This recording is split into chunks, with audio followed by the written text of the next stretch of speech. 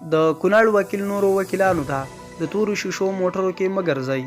په ولسي جرګه کې د کونړ وکیل استاد نعمت الله کریاب نن په ولسي جرګه کې د بیګانۍ پیښې په تړاو سپینې خبرې کړې دي او د متعارض وکیلانو سترګې ورخلاصې کړي دي.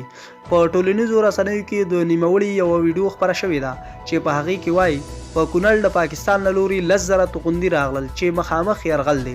پرون په پېښور کې د افغانستان ملي بیرغ راښکته شو او ملکیت یې پنجابیانو ونیو. خو تاسې د شپې په 12 بجې د یوې عادي خبرې لپاره اضطراري غونډه راغوښتې ده.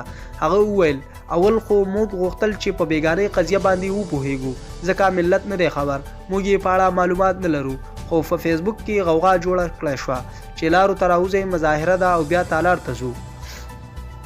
هغه په خپلو خبرو کې زیاته کړه چې په هیڅ صورت د وکیل توهین د منلو وړ نه دی، خو په وینا چې موږ قانون د چا لپاره جوړو، راځئ چې په خپله هم دا قانون په ځان عملي کړو.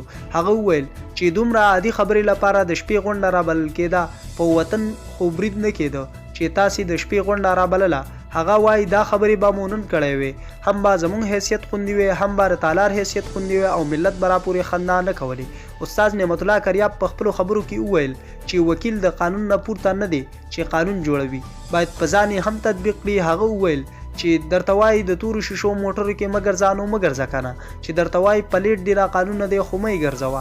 نوموړي وویل چې عسکر ته ودرېږي، ښه په سړیتوب زما عسکر نه یې پرون دریشي څیرې کړه، خوږ یې کړ، خو ما هیڅ اعتراض ونه کړ. نوموړي وویل چې پولیس ته به هیڅکله هم دا نه وي ویل شوي چې د یو وکیل دې له موټر راکوز کړي او توهین دې کړي، خو وایي همدا عسکر دی چې په ولایتونو کې قرباني ورکوي، نو ولې په دومره عادي خبره باندې سپکوئ او د شپې 12 بجې اضطراري غونډې راغواړئ.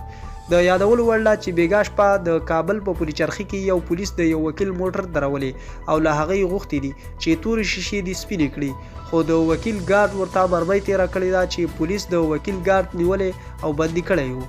وروسته یو شمېر وکیلان د پیښې ځای ته تللي وو، هلته یې لار تړلي او احتجاج یې کړی و او ویل چې هغه پولیس دې دوی ته حواله شي.